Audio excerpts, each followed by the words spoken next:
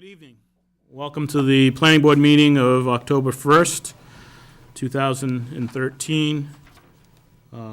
As the members are aware, tonight's meeting is broadcast over the public TV system.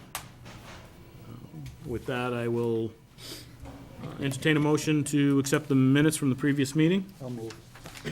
Moved by John, seconded by Babe. Any further discussion? All those in favor? Aye. Opposed? Unanimous at 5. There's no 81 PPIs tonight, so we'll go to the first item on the agenda, which is the continuation of the amended site plan for the Milford Regional Medical Center, 14 Prospect Street. Mr. Pettinari? Thank you, Mr. Chairman. I'm Ernie Pettinari, appearing before you this evening in the company of Peter Lavoie from Garrier and Hellman. From the Medical Center, Joe Bozanowski's a couple of rows behind us, and I think you remember Kevin Walsh from Murphy and McManus.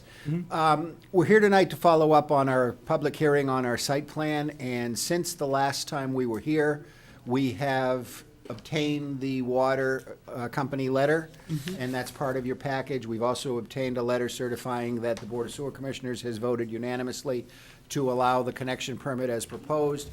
And finally, we appeared before the Conservation Commission last month as well, and they unanimously approved our request that they provide us with an order of conditions on the site per the plans. There were 4 or 5 items that were mentioned at the last appearance before the board. Peter will go through them in terms of engineering. We're here tonight to tell you that we believe that we have addressed all of them, at least as far as we reasonably could have, and we believe that the efforts we've made in that regard have satisfied the concerns that the board members and others expressed that evening. The one additional bit of information was we also have exchanged some correspondence with Mr. Nicholson, and I don't see him here tonight, but the results of that are that he had indicated in a letter to Larry that he had 2 remaining concerns. We addressed the second of those concerns by putting a note on the plan, and the first of those concerns relates to the change in use that is likely going to happen when the existing emergency room facility is phased out. And what we proposed to him and what we talked to Larry about was that that would entail of necessity an amended site plan anyway, and until that time, we would prefer not to have to label on the plan something that we might have to change just because we don't know exactly what's going to happen there. And that seemed to be satisfactory to the Commission on Disability as well. So if, Mr. Chairman, you have no questions of me, with your permission, I'll just ask Peter to walk us through the engineering issues and go from there. Sure. Peter?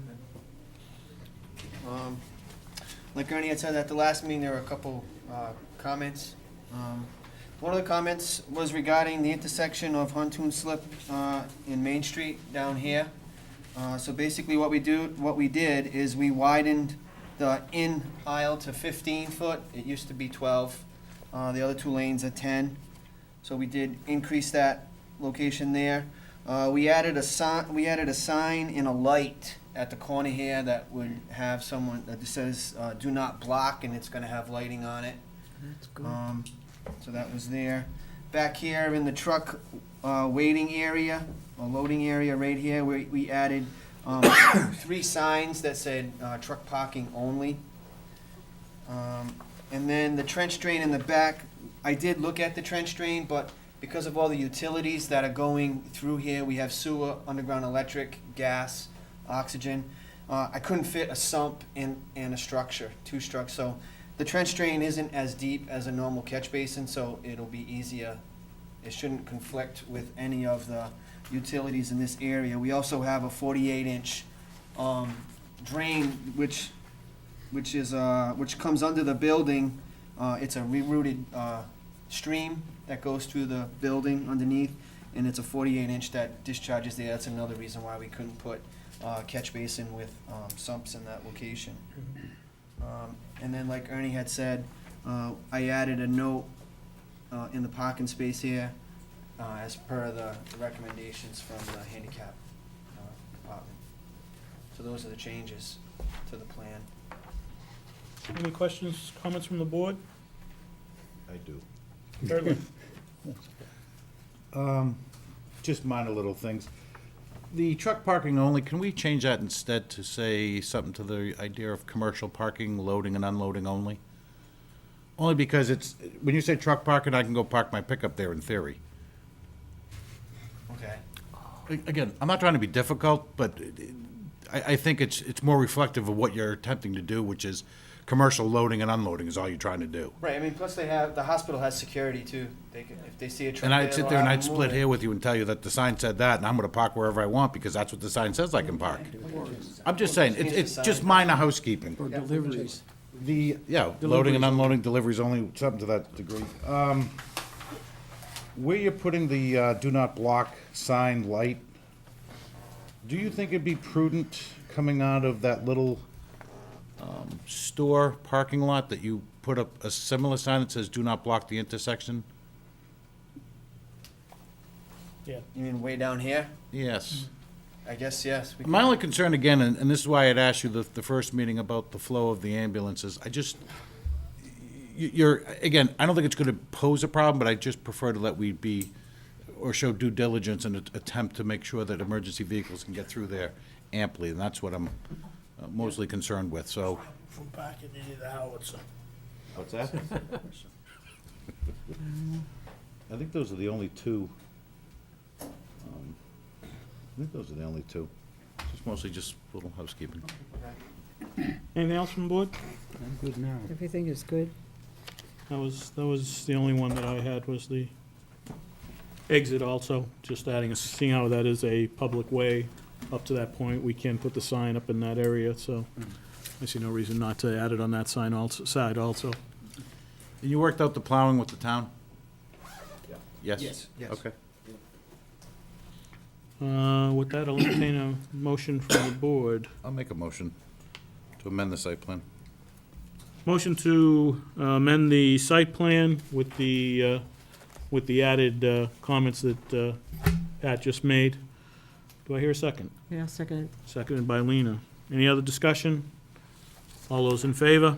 Aye. Opposed? Unanimous at 5.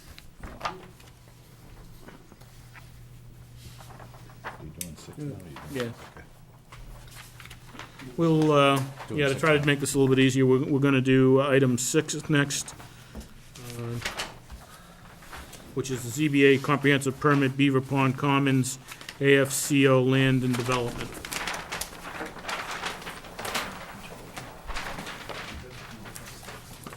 Oh, you.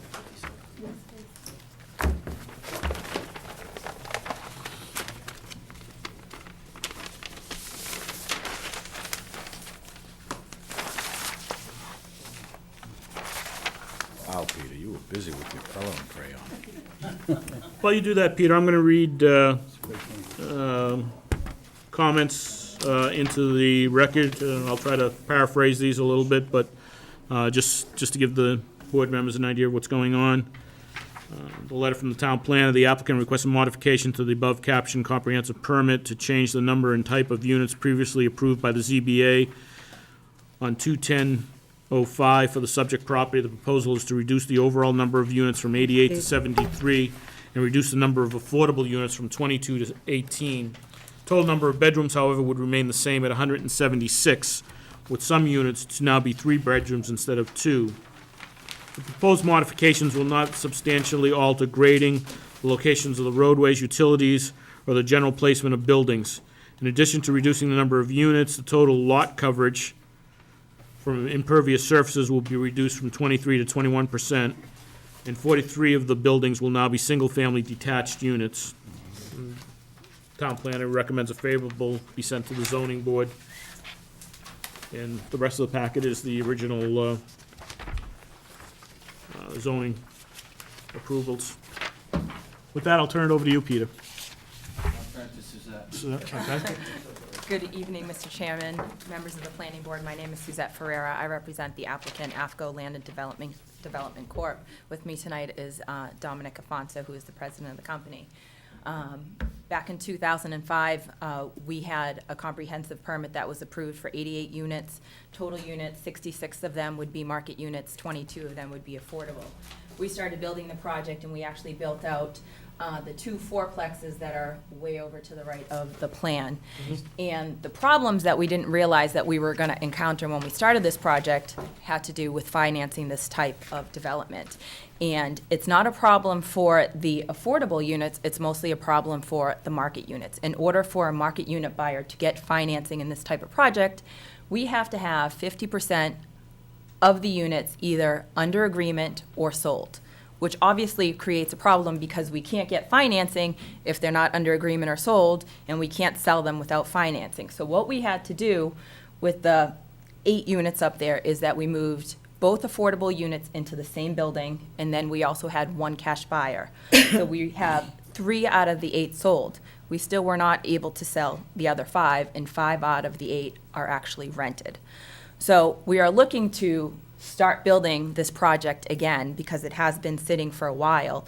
And what we would like to do is that we would like to revise the project by introducing more single-family units into the layout, because what happens with a single-family unit, you only have to get financing for that individual unit. It does not have to be part of a whole. It just becomes that one unit, and then what those single families also do is it also adds to the total unit. So that will also help us sell the other ones that are mixed into the multiplex buildings, because now it can be, the single families can be included, and now you could have 2 or 3 included out of the total, and you could have more under agreement, which would help sell the other units. So what we're proposing is reducing the total size of the project from 88 units to 73 units, which would also decrease the number of affordable units from 22 to 18. And what we're also introducing is some of the single-family units would now have 3 bedrooms instead of 2. So it's not increasing the total number of bedrooms, but some of these single-family units will have 3 bedrooms and not just 2 bedrooms. That's basically what we're looking to do with our revision to the comprehensive permit. Okay. Peter, do you have? You can see that this is what was approved, Mhm. and then this is the new layout. So you can see the main roads are the same on both of them. But they just get rid of this loop area, and then all, this buildable area is moved closer to the road. So you have more undisturbed along the back. That's, everything else is the same, really. Any comments, questions from the board? I like the new one, frankly. Yeah, I do too. My only problem, hesitation, is I would prefer to see them all remain 2 bedrooms as they were initially. Now, again, I know what you're saying, the bedrooms aren't changing, but the units are decreasing. So in theory, you'd like to hope that the bedrooms decrease with the amount of units, but that's my only comment. I'd prefer them to be 2 bedrooms. That's my only comment, but other than that, good luck with the zoning board. Answer that back if you don't mind. The thing we thinking now, sometimes you could have a older person, they like a bedroom on the first floor, and we like to have a bedroom on the first floor. Yeah, but upstairs, you're gonna have 2 rooms, let's be honest. You're gonna have the whole upstairs 2 rooms. Say you're only gonna be 1 bedroom, you're still gonna be the other room there. They could later on, they turn it to the other bedroom. It's like relying on be up front. What you don't have to do is say, okay, make it 1 bedroom upstairs, just don't put a closet there. There's still gonna be 2 rooms, only gonna be office, but later on, they turn the bedroom to, Well, the old way, they used to, that's That's, the, you know. right, I get That's it. the way it is. Realistically, that's Might as what. well be up front than be saying, okay, be 2 rooms upstairs, one is gonna be office. You know, someday they're gonna turn it to a bedroom thing. Absolutely, It's more difficult Might as to, well say, right. you're gonna be a 3-bedroom, because you're gonna make, we try to make a better, a master bedroom downstairs for all the people and everything. You know, we always get there, like, nice to have a 1-bedroom downstairs. Well, that's what people like. They like to have a downstairs bedroom with a bath. That's exactly what we try to do. Say, okay, we make 2 bedrooms, we could say, we'll make 2 bedrooms. There's still gonna be 2 rooms upstairs. We call 1 bedroom, but it's still gonna be 2 rooms set. Because it's gonna be, we could say it's an office. we used to call it a loft in the old Right. days. Oh, okay. A loft. But it's- They can make closed up. Yeah. Yeah. So later on, that's all. And I usually there's like, Again, my only calculation, and like I said, you're reducing the number of units, and in theory, the bedrooms, in theory, should go down as well. I understand what you're saying. When you calculated it, and you calculated the impact to the schools in theory, then your numbers haven't changed. And I get what you're saying, and again, I applaud what you're saying to me, because you're not lying about it, and I get that. But like I said, it's up to the zoning board. Like I said, my preference would be that they remain two, but I have no objections to what you're doing, I guess, at the end of the day. it's like lion or say, okay, make a judgment about it. Right. How many are going to three-bedroom? There's going to be 30 units with 3 bedrooms. I mean, at the end of the day, obviously, the three-bedroom ones present more of an impact, well, it presents more of an impact to the schools, if you think about it, because we've, in all of those that are done as part of a comprehensive permit,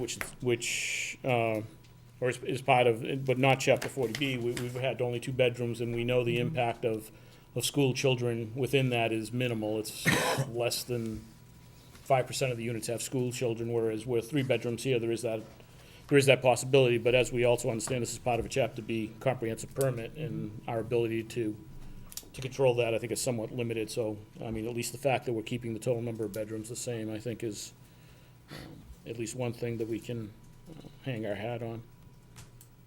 Right. Any other? Agree. I got no problem with it, Dominic, I told you before, put commercial buildings up. That's one thing I'll get. No. That's where you're gonna go. No. With that, I'll entertain a motion. I'll make a move, I move that we give a favorable recommendation to zoning. Okay. Motion by John, send a favorable recommendation to the zoning board. Do I hear a second? Second. Seconded by Pat. All those in favor? All right, Opposed? Unanimous at 5. good luck. Thank you very much. It's good to see When are you you. gonna start it, Dom? How are you? How long have, I know it, how long have you been practicing? Change the thing, but I get. It's October. You don't want to pretend like we haven't seen it yet? Might as well work on it. I know it. Good luck, good for you. Bye, Dominic. Good night. All right, Dominic.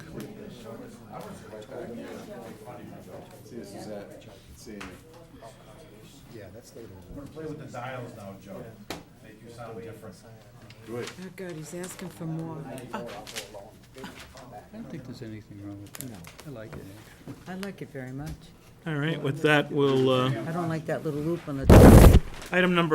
we'll go back to item number 5 on our schedule, which is site plan waiver for 11 Commercial Way, Hillview Equipment, Connor Brook LLC. Mr. Kennelly has excused himself, as he's party to the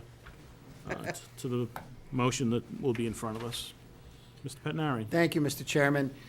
Last month, I was here, and then after I was here, I came back here and saw the zoning board. And the long and the short of that is that the zoning board voted to give the special permit that we sought for the display and offering for sale of 1 used motor vehicle at the Hillview Equipment site. If you recollect the presentation that I made that evening, this was necessitated because David Pine, the president of the company, has experienced several supplier websites requiring a municipal license as a prerequisite to participation in auctions for equipment. Subsequent to our appearance with the zoning board, we went to the Board of Selectmen last Monday night, and they unanimously granted the Class II license. The special permit was filed, the notice of the decision was filed with the town clerk on the 16th of October. The appeal period will run Monday afternoon, Monday night. So next Tuesday, the decision will become effective, and we can, if you grant this waiver tonight, have the plan signed so that we can record all the documents and we can go to work on the pursuant to the license. Again, there is absolutely no change in the way in which the business proposes to be run. There is absolutely no addition in terms of traffic or anything else on the site. It is simply the addition of 1 used car spot on the property in the event that ultimately David ever needs to use it, but it is the prerequisite to the license. So we're here tonight to ask that the site plan requirement be waived in connection with all of these processes, and we think frankly that it's an excellent case to make, because there's just nothing going on up there that would be anything different than what you've already seen and approved. I'll read staff report into the records and then open up to members. Applicant requests waiver of site plan to allow for the addition of used vehicle sales to the existing heavy equipment business on the subject property.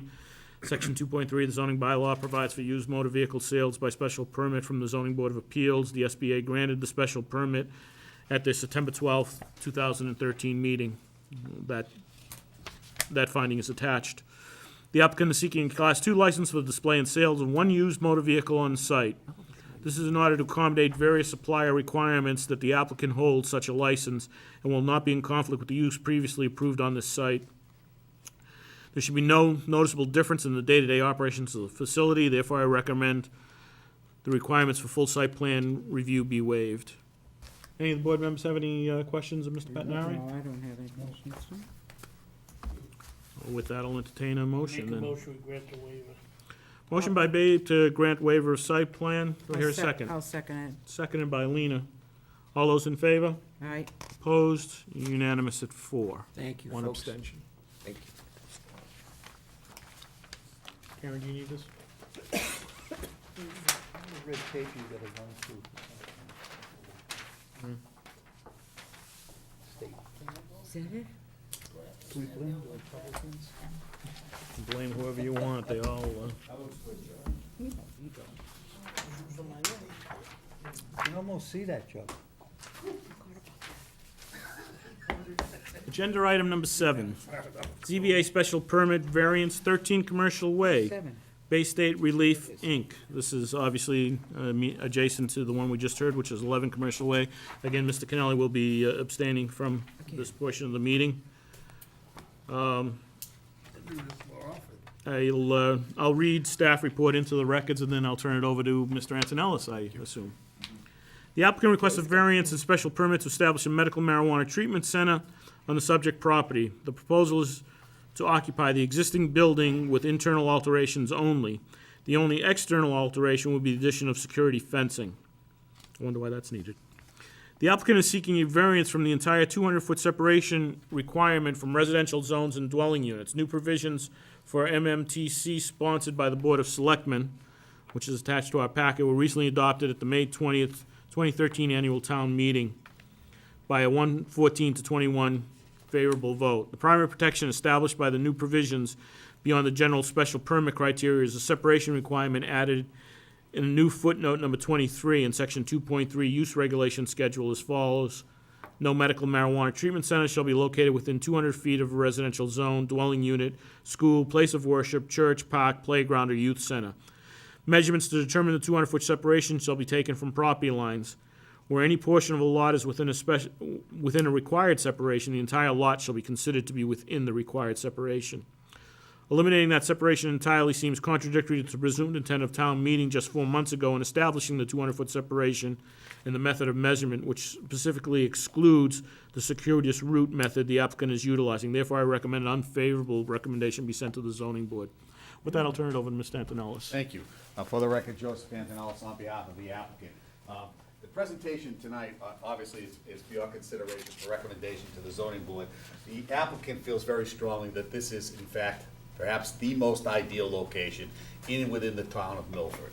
I've obviously read the bylaw. I was aware of where the bylaw was being adopted, and I understand the concerns relative to the residences. We believe that this particular parcel of property falls within what one would consider the justifiable reasons for a variance. You'll see that the only way into this property is through Commercial Way, which comes off another industrial road, which is fed by another industrial road, and the actual distance from our entranceway to the nearest residence is 0.8 miles. Okay? So you're talking about a 4-minute drive, 4-minute drive from where this facility is to the nearest residence. And again, I think that you see, you're all familiar with it. You know that Beaver Street is a split zone area. There's the zone line right there. Residential C there goes to industrial B on this side of the street. There's residential C here and residential here, which were existing homes, which were not rezoned as part of the open industrial area.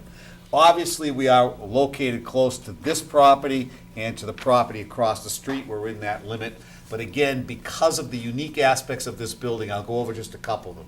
The way it's situated within the property, again, it is basically invisible from the general public, number one. Number two, it is a facility that has an existing solar panels on the roof, and obviously the form of production inside the building is agricultural in nature. So the fact that we have solar, which will obviously affect the ability to have the grow lights for the agricultural products, is something that was very attractive to my clients. They looked in other spots in the town of Milford and believed that this was in fact the best building for this particular use. And at that point, we made a determination that it would be worth it trying to come in and get a variance from that particular regulation. Again, we don't believe that there's any derogation from the intent of the bylaw. I studied this, and I've studied this in other communities. I thought that the intent is that it not be located in and around a residential neighborhood where it would be a mixed kind of use. Again, we have these areas here that were not rezoned, but we feel strongly that this particular location is the outstanding location for this use. Ernie's here, he represents the owner of the building. Mr. Chairman, I'm here because I'd like to be able to bring a little bit of historical perspective to this argument. 7 months ago, I guess Larry says 4 months ago, however long ago it was when this was first proposed, there was some disagreement amongst the respective boards in town. I think you folks honestly can remember those disagreements. One of the things that happened at the time this bylaw amendment was pending was that this client and another client contacted me and expressed some reservations about the fact that if the rear lot line of their property was anywhere near a residence, it would disqualify them from consideration for participation under the bylaw. So I reached out, Larry will tell you, we had conversations, I had conversations with members of the Board of Selectmen and also with town council. And it was decided that it made no sense, based upon the fact that there was a significant amount of disagreement about the bylaw itself, to add yet another source of disagreement, i.e. the question about whether this is a dimensional requirement, whether it means whether they're next door to each other as opposed to something like this, et cetera. And we had honestly proposed that we would attend the town meeting to see if we could get that provision altered.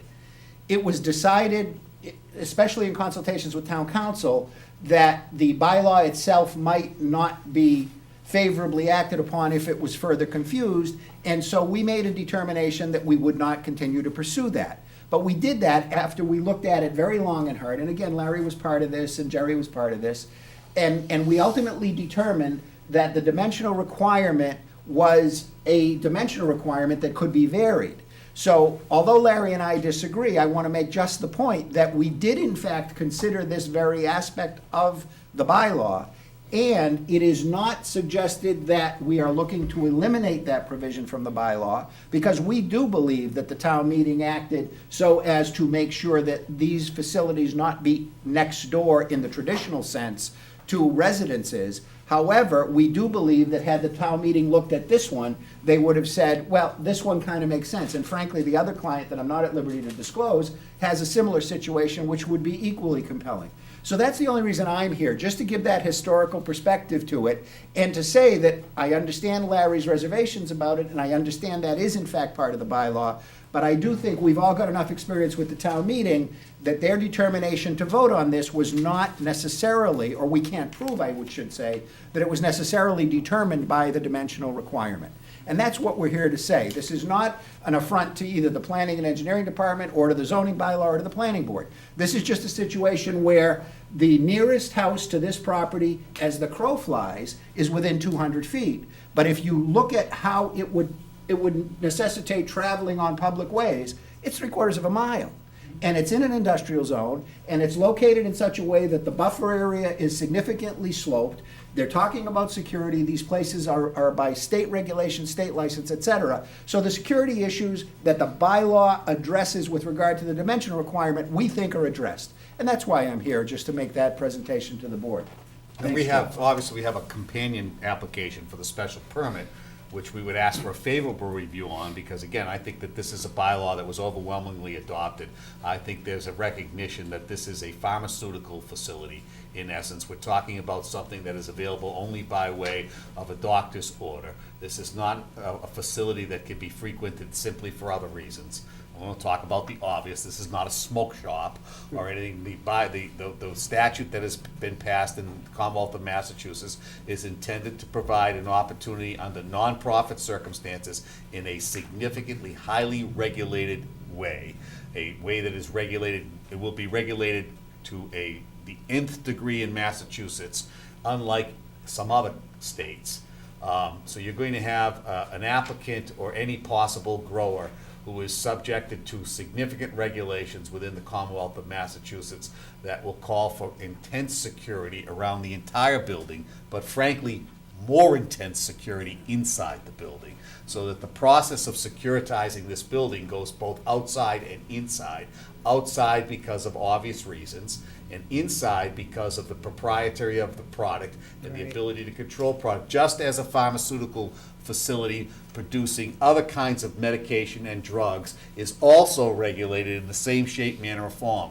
Employees are subject to very, very thorough background checks. Everybody within the organization it will be subject to very thorough background checks, probably, again, more scrutinized than someone opening some other kind of laboratory. So again, as it relates to it, I look at this is simply just another offshoot of the pharmaceutical industry. The legislature has spoken on the need for this in the Commonwealth of Massachusetts. We believe that this is the most appropriate place in the town of Milford because of some of the things that Ernie talked about, the way the property is sloped, the natural setback from both roadways. You go by this here, there'll be plenty of security that can be done. And again, I think this is a road that is, for the most part, frequented by industrial traffic and people who are trying to cut out, I know I use it, to avoid all of the traffic in Milford. Having grown up here, I know every inch of the road, obviously, so, but I think that when I'm on the road, there's very few other people in here. This traffic is obviously generated from the other industrial uses. So I understand, again, and I read Larry's letter, I understand his position relative to how the bylaw was adopted, but I do think that, again, that's why we have the zoning board. The zoning board acts as an intermediary to make decisions on those types of situations that are just a little bit different. If it wasn't for those kinds of situations, we wouldn't have a zoning board. So again, it's our particular position that the spirit and intent of the bylaw is properly covered by this application because of the way the building is situated. We look for a favorable recommendation. And again, just as it relates, again, I know we're not here really debating the use because the issue's been debated. But again, I can tell you from my involvement with the client and learning about the regulations and getting a better understanding of it. I spent the weekend with, I think most of you know, I grew up, I was raised by people of pharmacies. I grew up in pharmacies. I was with my sister Paula the other night, who is a pharmacist. And we were talking about this, and she said something very interesting. She said, because she's read the regulations, she says, I know, and we're not talking about dispensing at this point, she said, but if you walk into one of these facilities and you get your prescription filled, you must take it and leave. She said, I can't tell you the number of times that people walk into the pharmacy that I work at, go over to the water bottle spot, buy a bottle of water, and then take the medication that they shouldn't be driving on in front of them. And she said, that's not regulated at all. So she said, you go and get your prescription. And she said, and mix them, and people do this all the time. So she said, I wouldn't worry about that part of it as it relates to this particular pharmaceutical product, because this pharmaceutical product is going to be dispensed in a way that is much more highly regulated than things that might be a lot more dangerous. So again, as it relates to the use, I'm comfortable with it from that perspective. I agree with everything that you've said. Unfortunately, I also sat at the town meeting floor, and I guess I don't necessarily agree with Mr. Pettinari's outcome of that. There were a lot of people that, for whatever reasons, thought of this as almost exactly as they think of adult entertainment locations. Right. I'm not sure why, but I believe that there was a significant portion of town meeting when they made this vote that was very similar. And if we use that same logic here that we used at that location, then I don't believe this site would be one the town meeting would agree with. That was my reading on that floor. So, I fully agree with you, this board, I questioned whether we even needed the distance at all when it went forward. However, what did go forward at the town meeting was that, and at that point in time, I think it, to me anyways, it becomes my duty to try to enact what I felt town meeting was telling me. And unfortunately, to me, that's telling me that if there's a residential zone next to it, regardless of the way, that I would send an I unfavorable agree with recommendation them. to the zoning board. And I understand that, and that's the argument I'll have to make at the zoning board, and I frankly, I think the issue that you raised relative to adult entertainment, it's great because we can use that to distinguish the very thing, because with the adult entertainment, we know we're gonna have people here at night, there are gonna be people getting in and out of the building and out of the car. Yeah. Just the opposite here. At night, what I'm gonna have is an intense security system with a beam around the property, so that if anybody comes in and moves on, and I can tell the residents that come that night that that's the difference, and let it go at that. And I appreciate that. Any other board members? I'm not against it, but again, that's bringing it back, and with the adult entertainment, as far as I was concerned, that was illusionary, that was illusionary, as far as, having a cemetery as a residential area, so. Right. Again, that's something you're gonna have. to I think that'll be my burden at the zoning Yeah. board. Yeah, we That all will know have to be. Yeah, we know I that. kind of agree with Joe about the fact that, you know, we stand by that zoning law, and Understand that. that, I'm sure you could make a good pitch at the, I'll try. Thank you, Lena. I'm not sure that this board would be against amending the article or Correct. taking that on, Right. but knowing what it is right now, I find it very difficult to. And I have, you know, from my client's perspective, we want to move forward, we've considered that, and, but we want to move forward because it's very competitive. Yep. It is, And yeah. again, they're being, we've been able to get to the next level of scrutiny, which didn't surprise me, because I know my client, and I think we'll be successful in obtaining a license, and we wanted to be in a position to display to the Commonwealth that we are being accepted by a host community. And I think that's important, and again, I think relative to the bylaw not being illusory, is that if we get into an illusory bylaw, what's gonna happen is then you're gonna have it everywhere, okay? Very true. And we don't, I don't think anybody wants that. Just like I wouldn't want a pharmaceutical plant next to a residential neighborhood. Okay, and again, I want to strongly make that statement, because this is a pharmaceutical use. it is. Okay, and so I think you have to look at it that way. Okay. Anything else? Otherwise, I'll entertain a motion. Huh? No, I had nothing else to add. You don't have for the motion?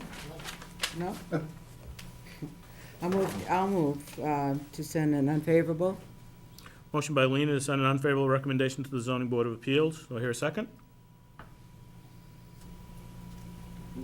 No second? Any other motion on the table? I make a motion to give a favorable recommendation.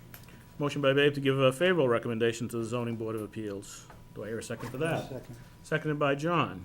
Any other discussion? All those in favor of the motion? Opposed? 2 in favor, 2 opposed, It works. 1 abstention. That works. Leader and I. We've done that before. My favorite, that's why you're my favorite. One of your favorites, right? You're my favorite board of all time, you always have. Okay? Thank Every you, town. folks. Thank you Thank very you, much. appreciate it, thanks. We appreciate the time, thank you, thank you. We've done that before. Any other business before the board?